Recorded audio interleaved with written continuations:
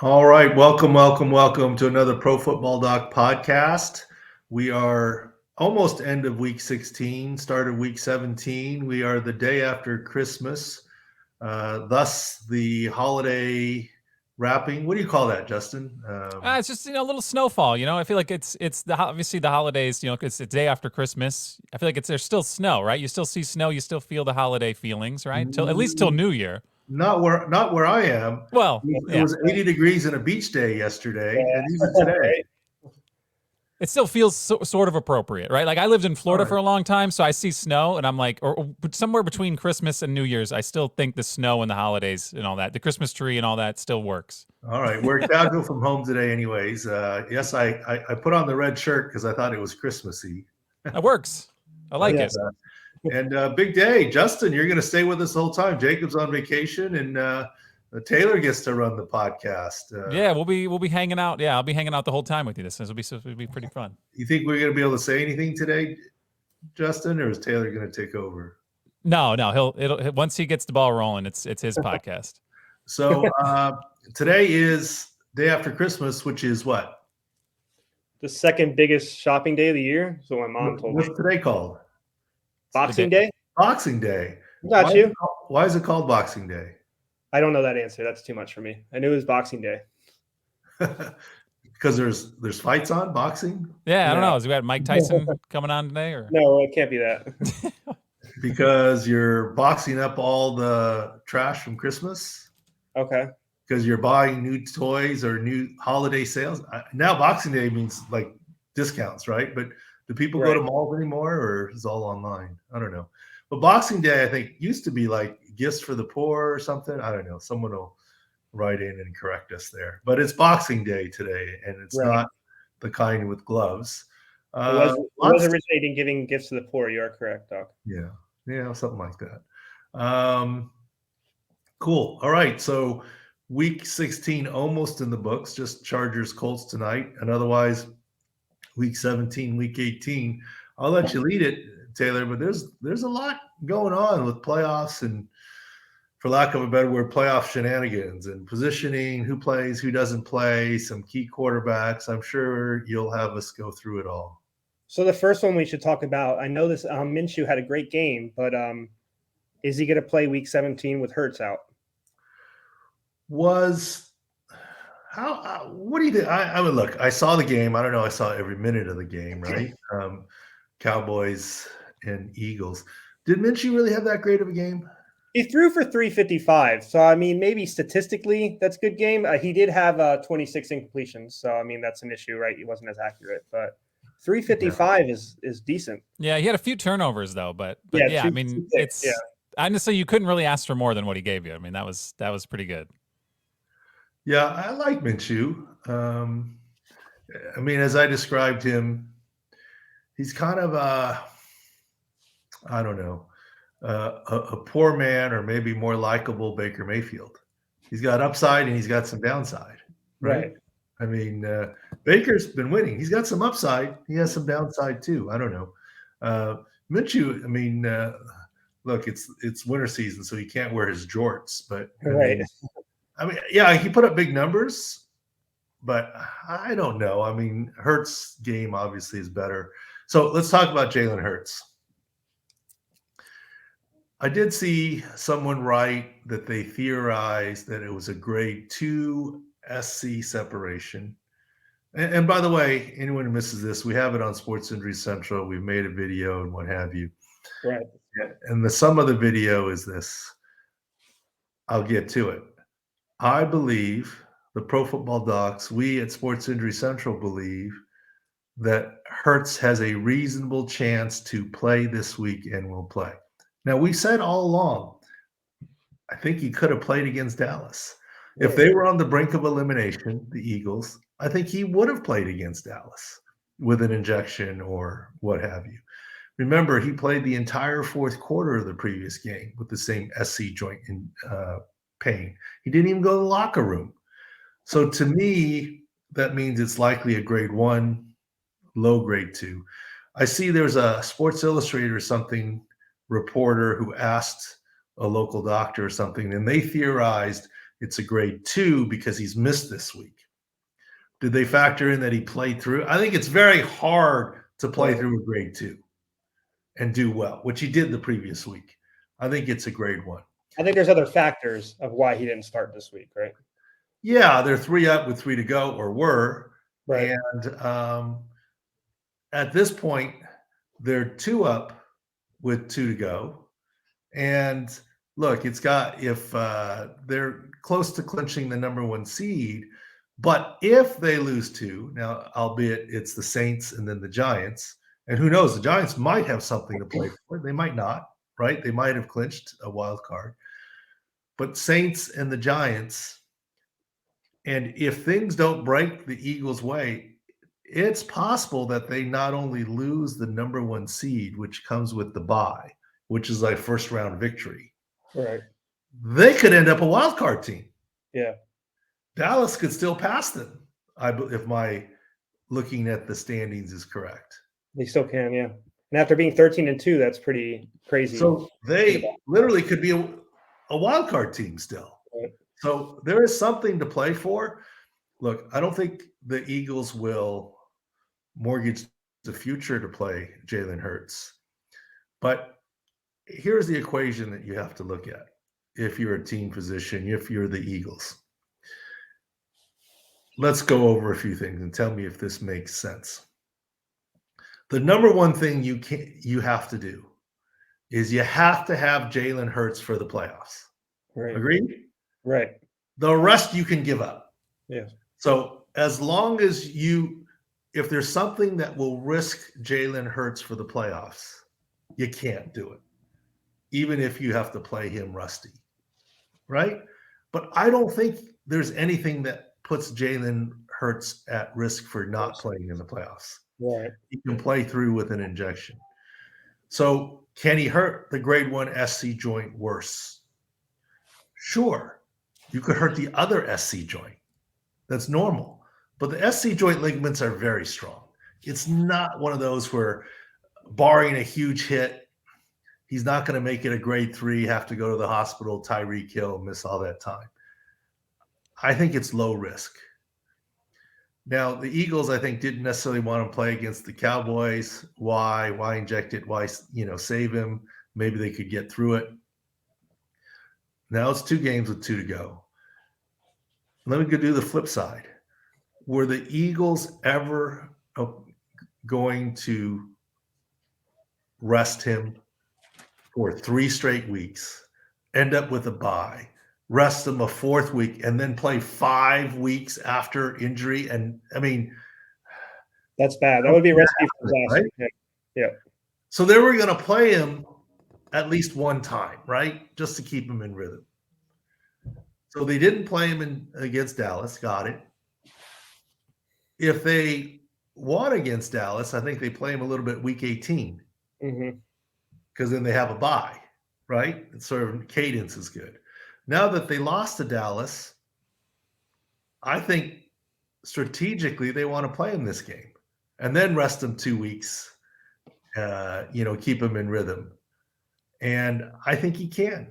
So reading tea leaves, I think he leans towards playing this week. You got to look how he does in practice and how sore he is. But this is based on, I don't think there's high risk of re-injury. Right. Or making it worse. And do you really want it to come down to the wire against the Giants? I mean, it's one thing to play with your seeding and this, that, the other. But look, maybe they beat the Saints with Gardner Minshew. But as I keep saying, I won't use your poor Aztecs as the example, but this isn't college football where one college team is just completely superior to talent versus another. Right. And we do all this injury grading, and this week we said we like Houston against the Tennessee Titans. And Houston, a 1-win team, got their 2nd win, partly based off of injuries. But here's the thing. Injuries can happen in game. So what happens if the Eagles say, we're good with Gardner Minshew, and Miles Sanders goes down, and Jason Kelsey goes down, and some members of the defense go down, and they end up losing that game? Now you're down to the Giants? Right. we're looking for help to not only potentially lose the first seed, but you might end up wild card if things don't. If you're unlucky, you might end up wild card. You don't want to do that, right? I mean, yes, Right. the Eagles would still be dangerous and the whole deal, and no one would want to play him as the wild card. I get all of that, but I don't know that you can get too cute. So you don't. It's the balance of getting too cute with this, and the balance of getting too cute watching the schedule. Mm-hmm. Early week, it's Monday. I think he plays this week or tries to. Another QB we're going to be watching all week is Lamar Jackson, right? Last week was his first chance to maybe return. Now this is the second week. We probably are strongly that he might play this week, correct? I don't know. Okay. I always say return to play is a hard thing to predict. Right. Okay. Because of all the different factors. First of all, I don't think Lamar's PCL sprain is grade 1. It's probably grade 2. Mm-hmm. So if it were grade 1, I think he could have played after missing 2 weeks. We'll see about this week. Not completely positive that he will play. As a matter of fact, I'm going to surprise you a little bit, Taylor. I lean towards him not playing this week. Okay. He's a mobile quarterback. You want him to – your number one goal if you were a GM is what? You're already in the playoffs. You have secured a wild card berth. There is a chance still you could win the division. But what's your number one thing? I'll let you guys vote. Have Lamar this week to try and win a game. Have Lamar this weekend next week to try and beat the Bengals in week 18, to try and potentially win the division. Have Lamar for the playoffs and have him be 100%. Where's your priority list? You want him healthy for the playoffs. Yeah, you want him 100% or as close to possible for the playoffs. Correct. Yeah. If you've got, Yes, go ahead. No, I'm just saying Huntley. I mean, I know obviously there's a lot of pressure. They won their last game against the Falcons, but yeah, they haven't exactly looked great with Huntley. So I don't know. They got beat by the Browns. They scored 3 points. I don't know where. I guess they're playing 2 divisional games. They're playing the Steelers. They're playing the Bengals to end the season. That Bengals game could be the division at some point. Right. So if they win this week and something happens with the Bengals, there's a chance he could come back 18. And that's a different story. We're talking this week. Yeah. Does Huntley winning all these games help sit Jackson longer? Well, so we did it from a team side. We all agree the most important thing is to have Lamar Jackson 100% or close to 100% as possible for the playoffs. Right. You don't have a first-round bye. Whether you're hosting or whether you're a wild card on the road, you need him 100%. And remember, he's a mobile quarterback. It's not Phillip Rivers' statue. I think he could do Phillip Rivers' statue today. I think Phillip Rivers plays through that PCL already, but different type of player. I'm not saying Rivers is tougher. Although he's got the streak and the whole deal, and he is tough, and he was very tough in his time, just different type of player, different animal. So from the other perspective, I'll ask you this layman's question. You suffered a knee injury. Forget it, what grade it is. Forget it's PCL. You have been DNP for 3 straight weeks.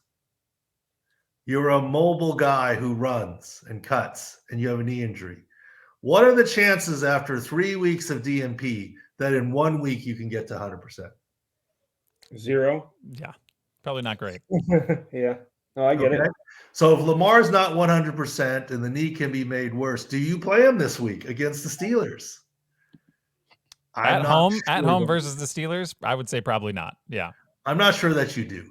Yeah. I think you're better off saying LP, get you going a little bit, make sure there's no setbacks. Okay, maybe if you get lucky and there's no setbacks, you play some against Steelers. Or if there's any concern, what do? You wait for week 18. And so if they lose, is he do they not lock up the playoffs? Like, they're in the playoffs. The Ravens are in. So I mean the division. So that depends. They're 1 game back of the Bengals right now. If they lose this week, do they have no chance to win the division anymore? I believe they lose this week, they're out. Yeah, Okay, probably so not. then Yeah. that leans a little bit towards starting Lamar, right? I know you want him ready for the playoffs, but Okay. you don't think Let division me ask matters. this question. Of course, it depends on his knee. We aren't examining him. Right, What I'm saying, there's no way he's 100% for the Steelers. right. Are you going to play Lamar when he's not 100%, risking a setback, causing a problem for a playoffs that you've already qualified for the chance that you might have a chance at the division? Right. Just a chance. Yeah, you're right. Yeah, I'd say the chance at the division probably is not as great. If it was like one seed and the bye, maybe they would push it. But I don't. That's literally the only circumstance, and they're not in that. And they They're not won't in that even know category. until afterwards because the No. Bengals play the Bills on Monday, so they won't even really get to look ahead that much. Yeah. As well. It's also That's one thing the NFL is really good at doing. yes. Scheduling the games so that you don't know an outcome. Right. They're good at that. That's Yep. why the schedule floats so much. For sure. So I look at it as, look, if Lamar turns the corner is 100% or very close to it, you play him against the Steelers. I get it. A, I don't think that's happening. B, if you watch and go through all the machinations, and I mean, we really should. I mean, this is another. We've said all season. I mean, I want to have these discussions. No offense to you guys, but with a head coach or a GM and make it realistic and let them explain to you their thinking. You know, and I'm sort of relaying to everyone how they might think, having been in the room and having had those discussions. I think their number one priority is to have Lamar 100% for the playoffs. They're already in the playoffs, okay, and see if they can make any hay there. And if they get lucky and they have a chance to play Lamar in Week 18 to try and get a home game for the playoffs and win the division, maybe that's worth them trying. With the lineup the way that it is now, aligned with his recovery and the severity of the knee, I lean towards not playing this week. Okay. Is my lean, but that's a lean, and let's see what happens with his knee. Okay. Yep. Staying in the same AFC North, Lyle Collins, the torn MCL and ACL. This just adds to the O-line issues they have, and they're like we just talked about. They're a division leader right now. This is something that's going to affect them going in the playoffs. Well, let's talk about Lyle Collins here, but maybe we should stick with quarterbacks for a second. We won't talk about Ryan Tannehill. He's not even in the picture. You know, he was pretty deep down on my list. Tannehill, yeah, I have him buried here. Yeah, Tannehill, but Mike White's a big topic. okay. Mike, I mean, everyone wants to talk about quarterbacks. Zach Wilson didn't do that well in his 2 games. Yeah, whether he was benched or whether it was just a change up, the whole city wants Mike White to play. Right. We believe that Mike White will play. Are his multiple rib fractures 100% healed? No way. Are they healed enough after 21 days, which is how many days it'll be before he plays, to provide some stability where he's not at tremendous risk for lung injury? I think the answer is yes. He'll wear a flak jacket. I think Mike White is the starter this week. The Jets are hanging on 7-8. They need the win. They're hanging on for dear life at this point in time. Look, if they were like Baltimore, where they clinched a playoff spot, and this is potentially for positioning or the division, and Mike White's at all borderline, I don't believe he plays. Right. The Jets are out right now. They got to keep pace to fight their way in. So you could argue this is the playoffs for them. But add to that, look, the doctor isn't going to say, well, it's a big game, so let's play him. But the doctor, I think after looking at it, says 21 days, there's enough healing that I can feel pretty good with an added flak jacket that his risk of lung injury is low. So now he can take contact. He was clear for contact today, Doc. So what are the next steps? I didn't even know that. Okay, there you go. Mike White's playing. Okay, let's not even talk about it. He's clear for contact today. Yeah.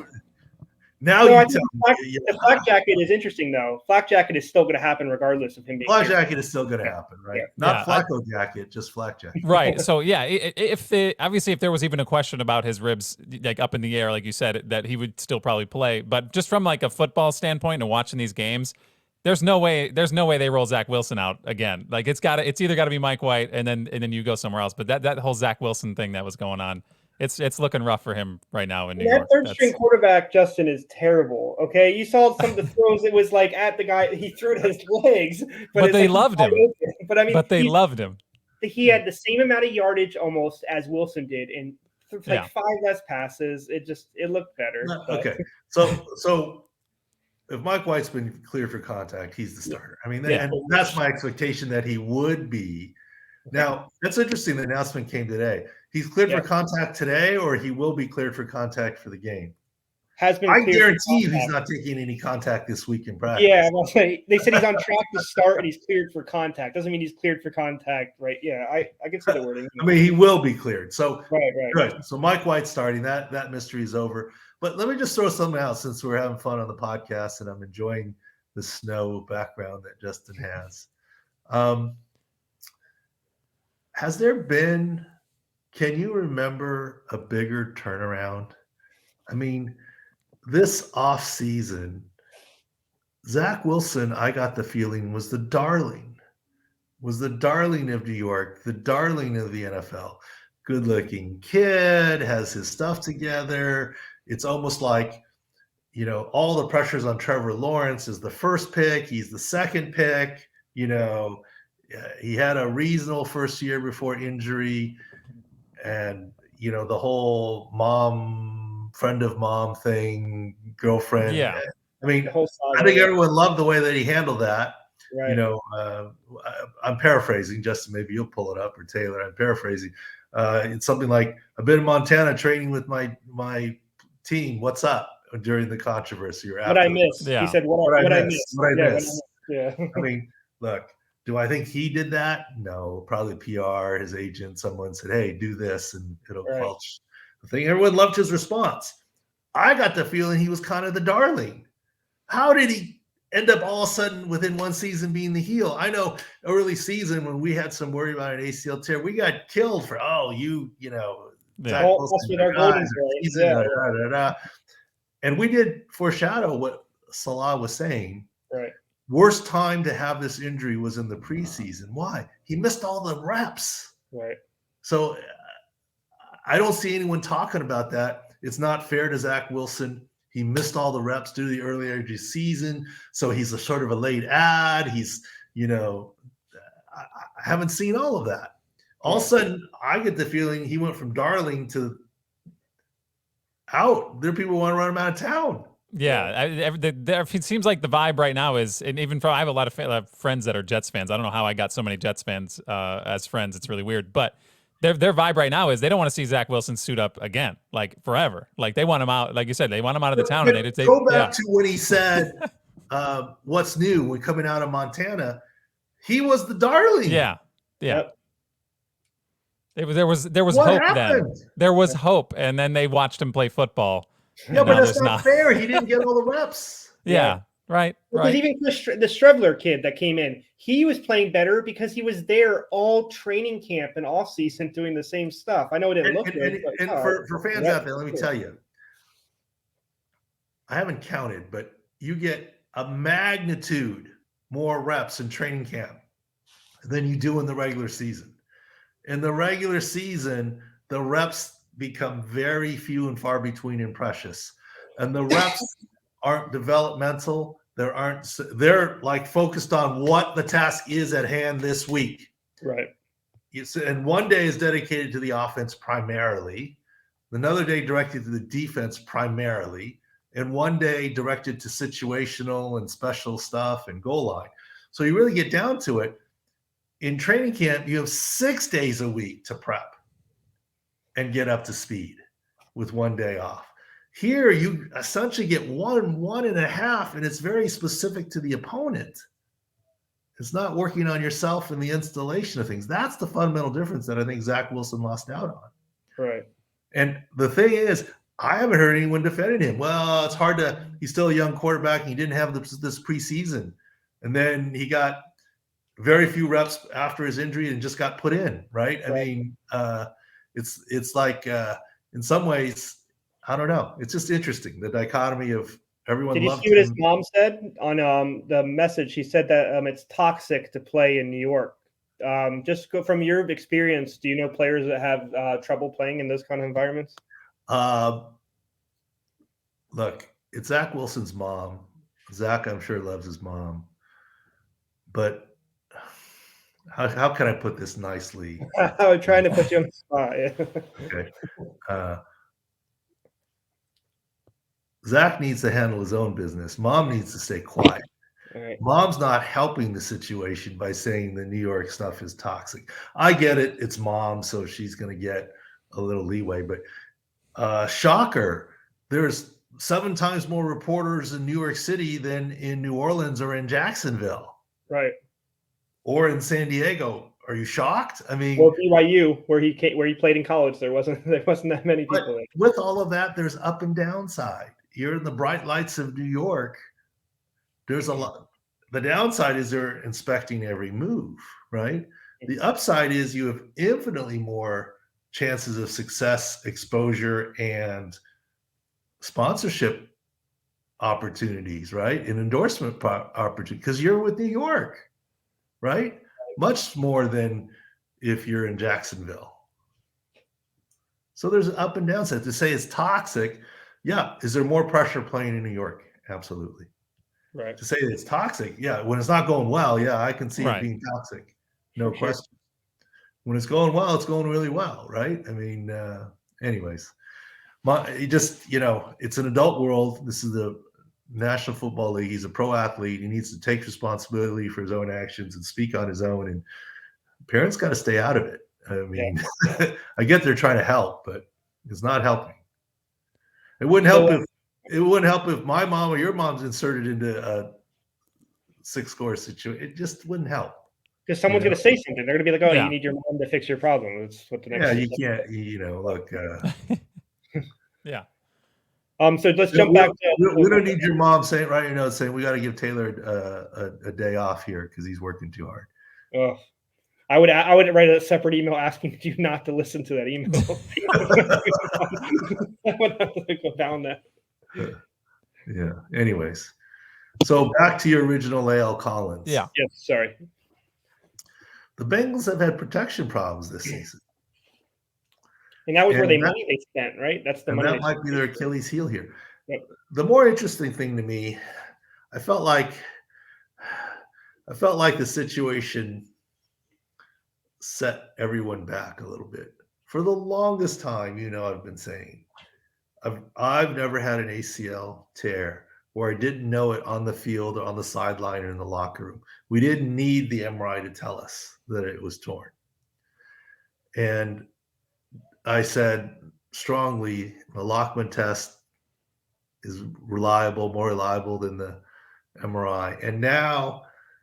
And teams say, well, we're waiting the MRI and try and hedge. Well, here, I don't know if it was the team that said it, but Kelsey Conway reported right after the game, or maybe late in game, we wrote said this is a significant knee injury, at least MCL.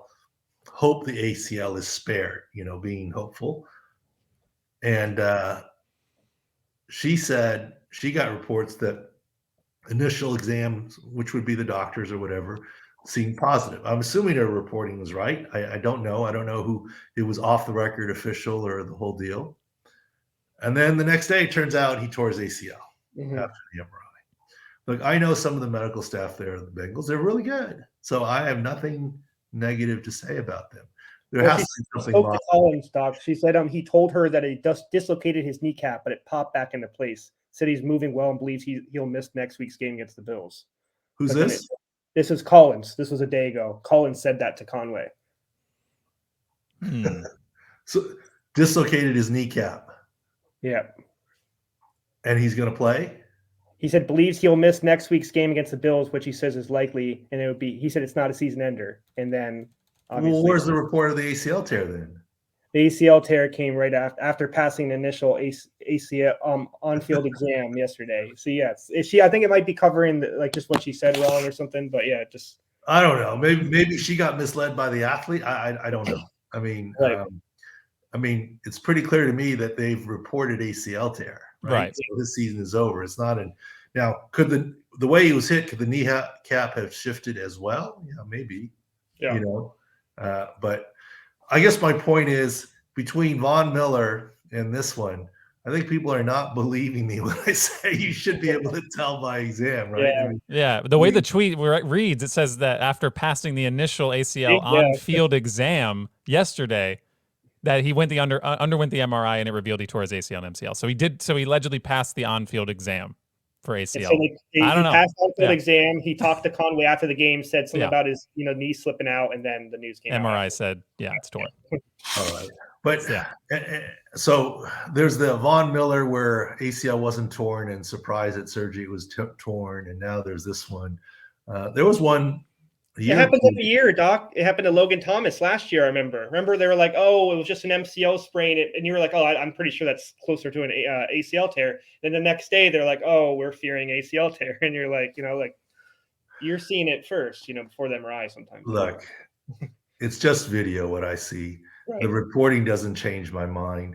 That's why Von Miller reporting his ACL was fine. We never deleted the tweet or changed the story. We never said he had an ACL tear. We said by video, it looks like an ACL tear. We didn't change anything.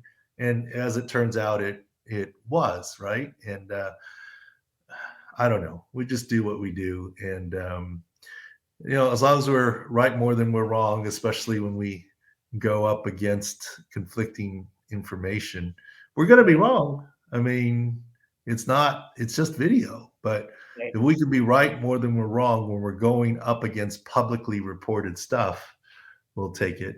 When there's nothing publicly reported, we want to be 95% correct. But anyways, enough of that. Lyle Collins, too bad, not coming back. Another offensive line injury that happened yesterday, Doc, was Josh Wells for Tampa Bay. They're surprisingly still in it, but this is just another issue. This is their swing tackle that's been filling in everywhere, with all the offensive line issues, and now he's out for the year. I mean, I didn't want to zero in on that replay that we showed yesterday, but it was very clear it was a left patella tendon rupture. And you guys know me. I try always to couch things and whatever. I was like, that one clear as day. Unfortunately for him, he's only on a 1-year deal. It's going to be a tough free agency for him. I'm not sure he's ready for the start of next season. That's a tough injury. Patella tendon rupture. And surgery, the whole deal. And by the way, this leads us right into what? Chase Young. Chase Young returned to play. But Chase Young, in theory, had an ACL tear and patella tendon rupture. Right. Which is why he needed graft tissue from the other knee, why he was in a brace on both sides. And apparently, I did a thing with Rich Gannon this morning. He said that he played 30 plays.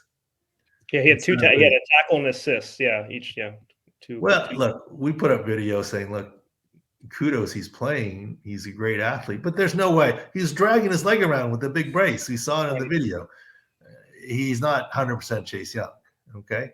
But good news for him. He played. But my analogy, what happened? I thought he was only playing 12 plays. Well, yeah. I was just thinking about that when you said that. Yeah. You gave your teenager the keys to the car. They were supposed to just go to the mall, watch the movie, and come home at 10 p.m. When they actually come back is a different story. They've got the keys.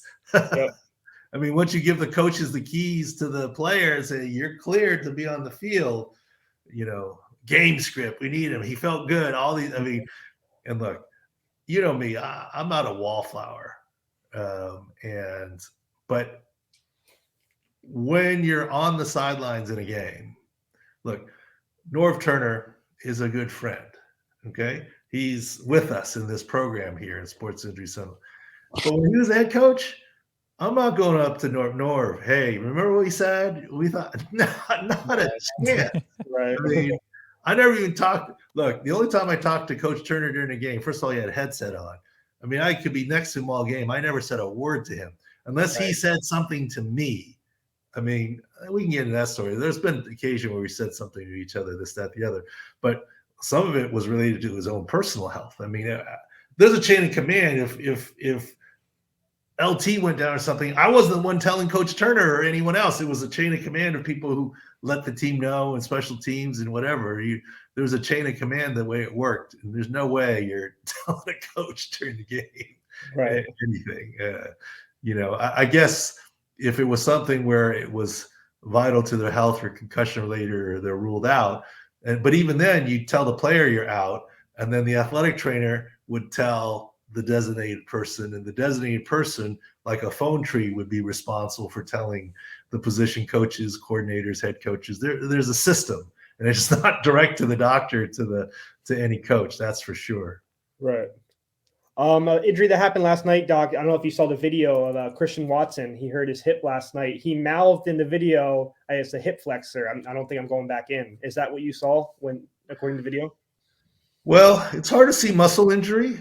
I think what I said was it seemed like the way he was hit and went down, I didn't see a lot. I wasn't calling him soft. It wasn't from the collision. It wasn't from the way he landed. I mean, that was just hurt, not injured. But it's possible he strained his hip flexor, and that's why he can't accelerate off the line and couldn't return. Absolutely. But I didn't see anything major on the video. And I think sometimes for us, what you don't see on the video is meaningful. I don't see a significant injury there, but of course he could have pulled something. I mean, right. As he was contorted. He hurt our sick pick, so I was offended by what happened. But no, like you said, we don't know what he was dealing with. That doesn't mean he should have just come back in, right? It hurt it, so you were on the over, not the under. Of course. Not just checking. I mean, I know. We had 52 and he had 49 in the first half, and I thought we were okay, but then he suffered that injury on the last catch. Yeah, I actually on that same game. In the first half, we didn't hit your 52, so I know you want to call that a win. No, I mean.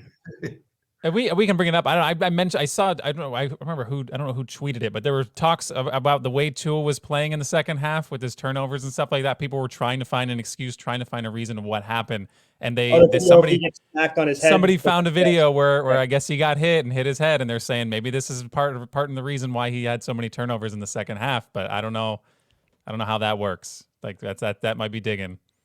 Well, I was at a little Christmas Day family with another family deal, so I was trying to keep one eye on the kids, trying to be social, and of course the guys are trying to watch the game.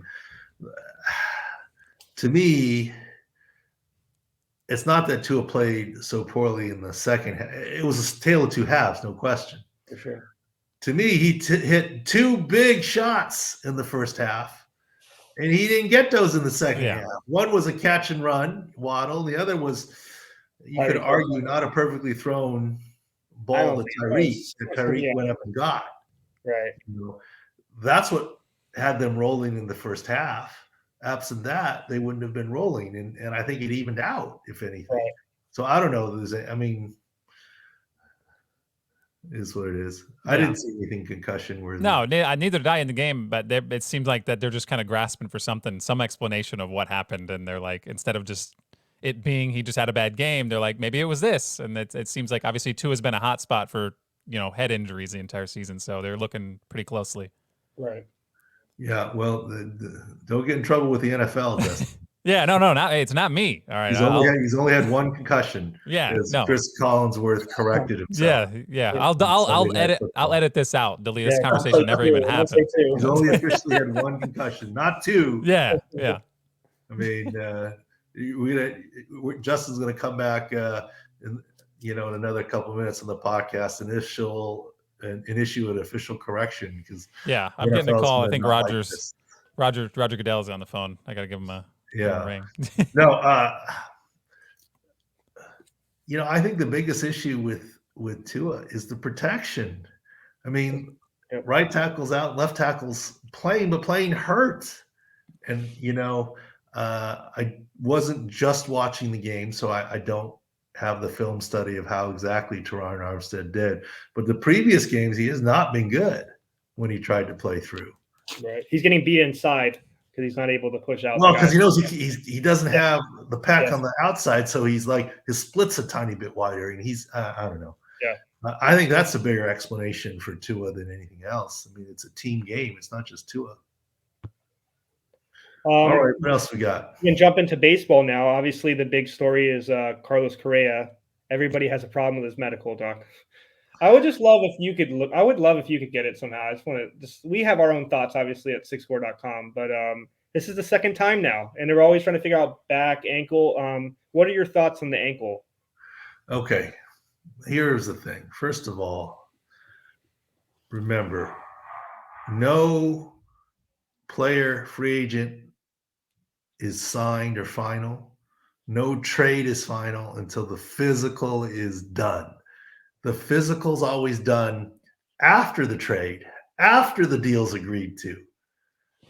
And most times there's no issue. So we forget that there's still a contingency. I'll say this. For those of you who bought a home, when you agree to a trade, when you agree to a free agent contract, you've entered escrow. And then what happens? You get a home inspection. Right. And after the home inspection, you say, we're good, and we close escrow and we fund the thing.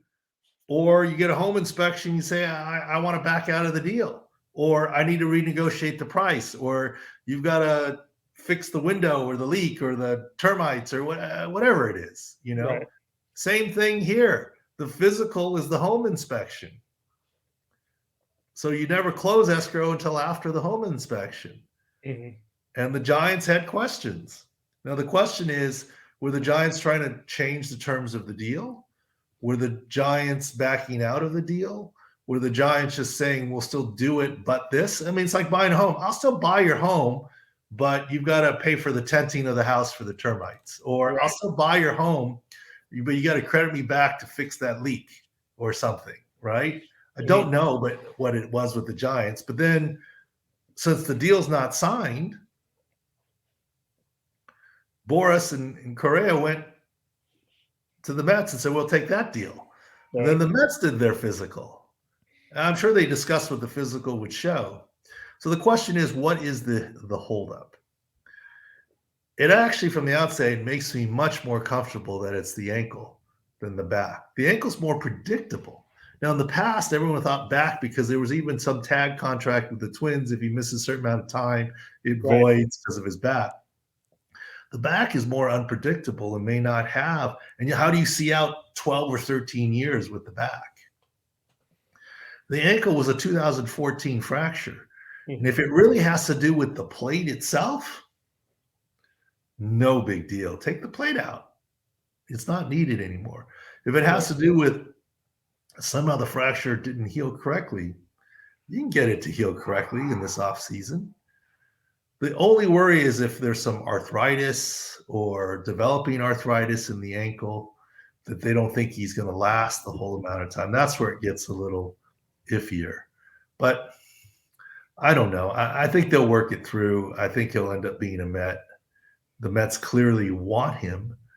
And as I always say, glass half full, half empty, depends on who you are and how thirsty you are, right? I mean, and the Mets need players. They want to make a splash, and we'll see what happens. There'll be some news here. But I think that's the hidden stuff for team doctors that people don't see. I think they see on the sidelines, and you run out. To me, I did not get a ton of joy out of going onto the field and saying, yeah, I'm sorry, I think you're done, and you tore your ACL. I didn't change the outcome. Right. Maybe I prevented the guy from getting hurt worse, trying to return to the game. Maybe I, gave him some good advice and calmed him a little bit and gave some optimism, but I didn't change anything. To me, I'd rather do something where I could get a guy back more quickly, right? But another big thing for team physicians is talent evaluation for the draft, who's injured, who's not, and what to expect, or free agent signings like this. This is the stuff that people don't see that can set teams back and cost them and what have you. So something I don't know, obviously baseball, I'm not sure the transactions, but like did the Giants, them not like kind of having a red flag on his physical, was that known when he signed with the Mets? Like the Mets knew about that when that happened, or did he just transition? Like, what's the timeline? Let's get this clear so we use the right lingo. Yeah. Right. The way it works, you remember Roger Saffold? He agreed with the Oakland Raiders. I remember. And then, there's a shoulder issue. We're not so sure. I mean, you do that before the physical. And then now you may exchange medical records, but that's different than a physical. And then St. Louis took him back because of the Rams. And they had the medicals. They knew it, right? They knew Well, it's the old maid theory. They were responsible for his shoulder anyway. So they were comfortable signing him at one level, whereas Oakland was investing more money and they thought they were getting someone healthy. Or you could say they hid behind health and got cold feet. I don't know which one it was, but okay. So the way it works is you agree to a contract, and there's a there's a decorum and respect. If you're an agent who agrees to a deal and then someone calls you and then you say, no, I'm not going to that team anymore, your name will be mud in the league.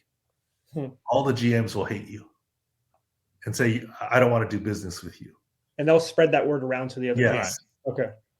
Okay. So Scott Boras and the Giants and Correa agreed to a deal, which gets him to fly for the physical. And the Giants assumed the physical would be okay because 95 or 99 times out of 100 it is, or the vast majority of the time it is.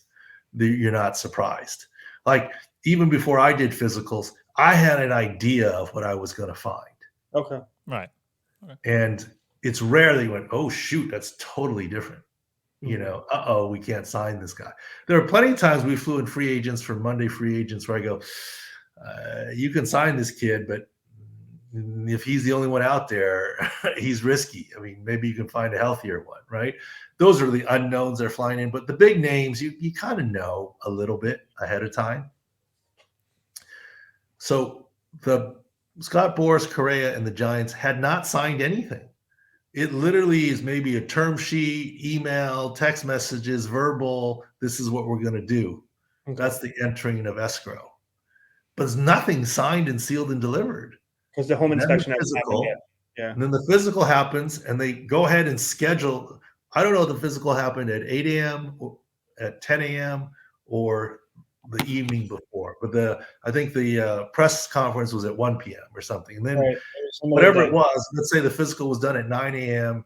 By 10 a.m., the doctor's talking to the GM. Remember, the doctor has a day job too. The GM talks to the owner, talks to the manager, talks to, this, that, the other.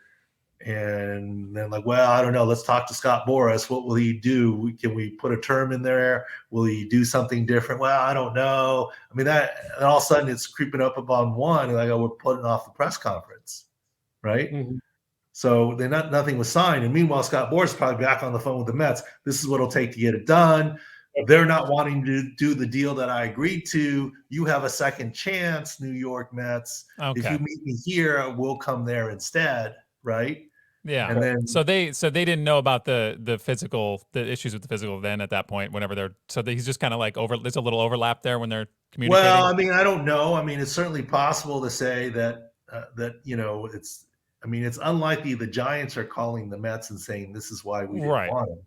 It's Scott Boras telling the Mets, oh, they're hung up on some BS physical issue. It's a non-issue. What will you do? Okay. Kind of deal. Or here's a second chance. I mean, have people doing like little like research and stuff like me. Like I could have found the plate and stuff in his leg without doing. Yeah, but the plate and stuff in your leg isn't a concern. Okay, right. And the plate itself, it's what else is going right. I mean, so you could find out, but not really enough information. Right. Okay. Yeah. I talked to a team once, and they were interested in what I was doing, and they said, "Well, since you can tell about these injuries, why don't you help us with free agent signings in the draft?" I said, no, you're not understanding my point. Right. Your team doctor should do that because they get an exam of the free agent. They examine all the draft eligible players in Indy and whatever. That's what I did with the Chargers. I'm way better examining a guy, looking at his MRI, talking to him about his injury to know what his fitness is to be signed than I am from afar doing research and watching video. Right. Yeah. I mean, you don't understand where the value is. Right. If you want me for that, that's a different role. I'm from afar. So you're right, Taylor. You could like do research and we could do what we do from afar in video, but there's no substitute for looking at the MRI, the x-rays, and examining. And that's what those doctors get to do. So we don't get to do that. Now, Pitt, they probably represented to the Mets. It's not a big deal. It's not his back, I promise you. I know you're worried about his back. It's not his back. Okay. Some of his ankle, he tweaks it. It's not a big deal. Who knows what Scott Boras said? Yeah, that's what to me. That's the most interesting part is trying to figure out what his agent I'm not and saying Carlos Scott Boras Correa are lied trying or to think anything, there. But also non-doctors talking to non-doctors, Yeah. right? People get convoluted.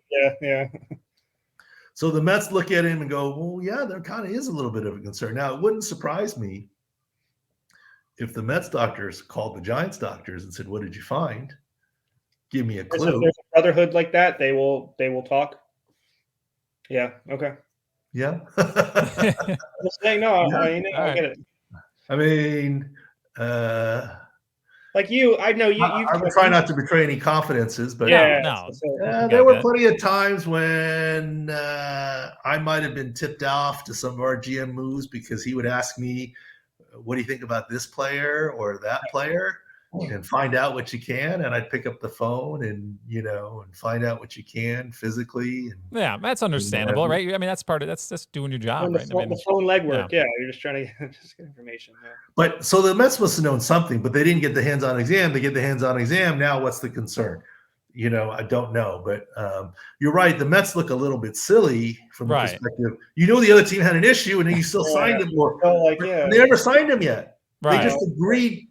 They opened escrow. Right. So that's what looks weird to the common person who doesn't know all the ins and outs. You see the years, you see the numbers, and you're like, why would they do that? Because you don't know what the timeline is. It's really weird. But the new buyer, the Mets, get to send their own home inspector.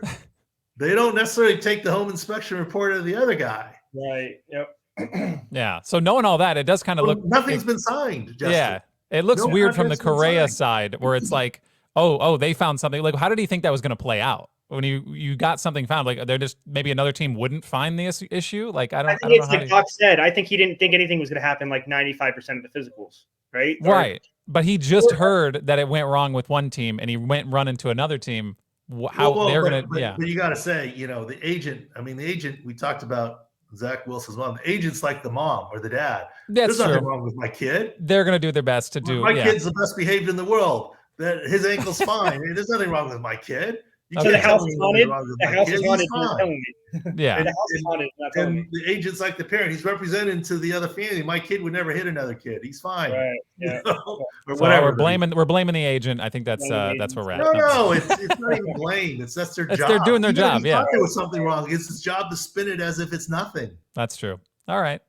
We talk about it all the time. It's the coach's job to not necessarily tell the truth about injuries to the public. I mean, we don't hate on a coach when they don't give it straight. So let's give Beast of the Week to Carlos Correa's agent for just putting in the work. Scott Boras has been doing this for years. Justin. He's putting in the work. Yeah. Yeah, he's been doing this for a long time. Oh, it's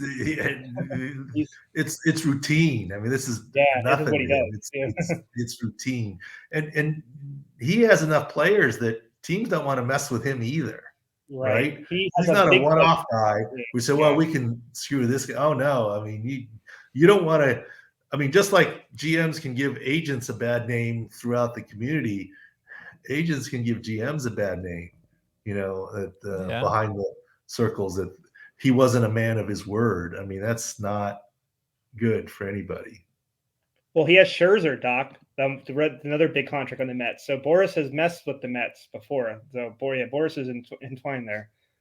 Just to go to another sport, we do have court views now for basketball. We debuted them on Christmas Day. You guys are telling me that this is the start of the NBA season now, even though it started, I guess, in October. But we're doing a lot of different tools and stuff on at sixscore.com, which is nice. A big thing that happened last night in Christmas, Devin Booker. He missed 3 games with a groin injury, played last night, only 4 minutes, left the game, re-aggravated the groin. Do you expect this to be a multi-week thing, Doc? Yes, I haven't seen any video. Now, if you would have told me he came back 3 games after a groin, I would have said take the under on whatever he's doing. Yeah, his points were 28.5, and a lot of people were mad that they didn't get that back from the books because he only played 4 minutes. Yeah. Look, my son was mad. Yeah. When we were in New York, that's the jersey he got, Devin Booker. Oh, he Interesting. Yeah. Okay. We went to the NBA store, and Yeah. I mean, He's a big name. Yeah. he wanted to get who's the ball kid that's on Charlotte? Oh, LaMelo Ball. LaMelo? LaMelo Ball. He wanted to get LaMelo Ball. I was like, LaMelo Ball. He's And fun. then- He's fun. He's Yeah. fun. Yeah. And But then you're smart as a dad to not get that jersey, I would say. Yeah, that's fair. No one's buying and Hornets then jerseys. his next choice was Devin Booker. I was like, okay, I don't know. I mean, I respect his taste in NBA players because it's easy to say LeBron or like Giannis or these are somebody. fun, Like that's fun players. They're not necessarily the top one. Yeah. No, he's good. I love my That's all right. son, but it probably has to do with the color of the uniform more than the player. yeah. That's the Suns jerseys. Pretty cool colors. Yeah. I'm telling you. That's I awesome. certainly hope it doesn't have anything to do with the Kardashians. Is he Oh. a Kardashian person? He dated Kylie Jenner for a little bit. Yeah. I'd say that a lot of NBA Yeah, players. that's pretty fall good of me, into that. huh? Yeah. Yeah. I knew something. I Kendall. knew there was something there. Well, you were on that. Yeah. Kendall Jenner. Sorry. I don't know. I mean, All right. Justin, do you want to nominate a Beast of the Week? Yeah, so let's do Beast of the Week. I threw this one out there. I saw it this morning. It's a pretty cool story. The Indiana basketball player, I think his name is Anthony Leal. He paid off his sister's student loan debt using NIL money. So he's getting money with using NIL, which is really cool. I know obviously it's kind of it's hotly debated on whether that should be a thing or not. But honestly, I feel like it's not really hurting anybody. And when you see a video like this, it's a great video. He writes a nice card. He's there and he's paying off his sister's student loan debt. That's a huge relief for anybody who obviously has student loan debt, which is a lot of people. Me. That'd be pretty major. That's a life-changing thing, and it's happening. A college basketball player's got enough money to do that. That's pretty sweet. was that a Christmas present for? Yeah, yep, yeah, Christmas present. And there was video rolling. It was actually pretty sweet. So That's cool. I Yeah. like that. I mean, a lot of times you see the pro athlete get mom a house or oh yeah, car or this. Yeah, that's cool. That's cool. Oh, and by the way, not to go backwards, but did you understand why was Zach Wilson getting grief that he got scooters or something or those bikes or something for offensive line? Why was that a controversy? It's a nice thing. He got him some stuff because he wasn't the starter necessarily. I didn't understand that. Gifts. Yeah, I don't know what that was. You can't really knock He probably somebody had for to giving a order it. gift. He probably ordered it when he was the starter, and Yeah. instead of canceling the order, he still gave it to him. Why? Yeah. That's what I mean. He went from darling to like being not Everything liked he for some does, reason. Yeah. What's wrong with what he did? I mean, If he was I don't playing know. well, everybody would be like, "Oh, that's an awesome thing." But yeah, just literally all it is just it's shifted now, and now he's that's the what I bad guy. meant. He was the darling, and now he's the heel. I mean, I don't know. It's Yeah. a weird dynamic there. I honestly, his confidence is shot. The close-ups that should be illegal. The close-ups of the guy on the sideline in those games. Yeah, I don't like He that. looks- Was every couple minutes they were just seeing him. Like, It's looking so around. sad to watch, but yeah, he's in a dark spot right now. I'm hoping for the best for him in the future, but I don't think it's going to be with the Jets. That's the vibe I'm getting. So But see, two that's more- crazy. Yeah, to it me. is crazy. Yeah. yeah, I mean, your head coach said he got hurt at the worst time possible. He did not have a preseason. So you'd say he didn't have a full fair shot this second season. And then you're going to jettison him? He was the second pick. yeah. Yeah. I don't know. I don't No, know. you're It's a weird dynamic Yeah. Two There more. has to be more than just his play if they jettison him. for sure. I think you're right. I think Yeah. he lost the locker room and he's not a good leader would be part of that. Yeah. Two nominations as well, Doc, I saw is the holiday travel for the Bills and Bengals. And the other one is Denzel Perriman walking off an injury because the medical cart malfunctioned. Which one's your favorite? Well, the medical cart malfunction did happen to me before. And Really? we talked about it a long time ago on a podcast years ago in Oakland in the Coliseum. Vaughn Parker, a friend of mine, right tackle, injured his ankle. Vaughn's a big boy now. And in Oakland, the old Oakland Coliseum, you had to walk up couple flights of stairs to get to the locker room, even a couple more flights of stairs to get to the X-ray area. So whatever new stadium I went to, I always would check out the X-ray area and figure out the route. I'm like, even though we were near the 50-yard line of the Raider on the Raider sideline, and that's where the tunnel was, Both teams tunnel were behind the Raiders bench. I'm like, we're not getting you up these 3 flights of stairs. We need the cart on this one. And so the cart comes, picks us up. We drive around the sideline, around the end zone to the other side behind the Charger 50-yard line to go up a tunnel. We're halfway up the tunnel and the cart stalls out. I'm like, what gives? The guy goes, it's out of juice. Oh, man. So we're sitting halfway up the ramp. It's out of juice. I'm looking at him. It's just Vaughn and I and this guy. And he goes, hang on. The guy runs down. I'm going to get another cart. So he brings another cart, brings it to us. We move on over. And then you know how we have to get there? We have to drive outside the stadium to get to the X-ray area. Really? So That's weird. We're in Oakland Alameda Coliseum, driving through the sidewalk around the stadium. I'm in Chargers gear. He's in full Charger uniform. And we're driving through Raiders tailgaters that never could afford a ticket. Oh, my gosh. To play in the game, to get into the game. Doc, I know you've been to more stadiums than me, but I've been to that stadium. It's the worst stadium I've ever been in by a lot. Any sport. Literally, it was. I was like, what is going on here? This is the NFL. And by the way, Vaughn was the PA player rep at the time. Okay. But anyways, I was like, he's in full uniform. I'm in charge. We're driving to the parking lot. I mean, if I was a fan going to the game, I wouldn't wear Charger gear, and we're driving through. Nobody did anything. It's fine. And then we get stuck. There's a big crowd. I was like, what's going on? And it's a bunch of security guys, like private security, like stadium, whatever. Right. And he's honking and they're not moving. I'm like, what is going on here? We got security. They're not moving. No, because they were security that were pregame and whatever. They're released at halftime. They're trying to get their paycheck and turn in their jacket. Yep. And they weren't moving out of line. We had to be, excuse me, pardon me, get the cart through there and whatever. So I feel for Denzel Perriman. It's all fine. As far as travel goes, did you see that video? Yeah. I want to know who the Buffalo Bill was that drove off with 10 feet of snow on top of his car like that. I mean, I guarantee you that. Okay, remember they had to leave early because of the snow. Yeah, because yep. They've got a big indoor practice league. They could park their cars inside. And now I could see this. Anyone who was anyone was with the team on the trip. So there's nobody there to say, hey, we better hire some guys to shovel this snow. Let the guys get out of here when they come home. And remember, they were delayed. They had to stay the extra night in Chicago, then fly to Rochester, and then drive or bus. And then they get to their cars and they're buried in snow. That's not good. They're different, those Bills Mafia fans. they don't care, Rainers. I saw someone post a video. Look, honestly, all they would have to do is say, look, Bills Mafia, the players' cars are parked here. Let's have 100 volunteers and shovel them out. They'll all do it. They'll all do it. Yes. They'll all do it. They're all great. I remember one time though, we came back from just getting off the thing here.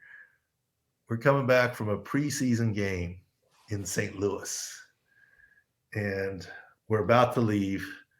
And they say, "Oh, it's mechanical, like the Bengals had a mechanical thing." We're waiting at the gate. And then we end up changing planes. They got to fly another plane. And then we're about to land. We're flying back to San Diego. And they go, we can't land in San Diego because it's too late. We curfew. Mm-hmm. Then they say, okay, we're going to land in Coronado at the military base, which we've done on occasion. And they said, no, there's too much fog. We're diverting to LA. So we're going to land in LA now at 2:30 in the morning on a Saturday night, really Sunday morning, I guess, preseason game. And we're on the plane and I'm like, this is not going to do well. They're like, why? They go, it's going to suck. We're going to have to then bus down from LA to San Diego. So it's another 2+ hours. I said, no, the saga's not over. They're like, why? I said, where are you going to find 5 buses at 2:30 in the morning on a Saturday with 5 bus drivers? It's not like a taxi cab. You just call them and they're there. I said, different. we're going to land in LA and we're going to wait 2 hours for those buses in San Diego to drive to LA to come get us. Mm-hmm.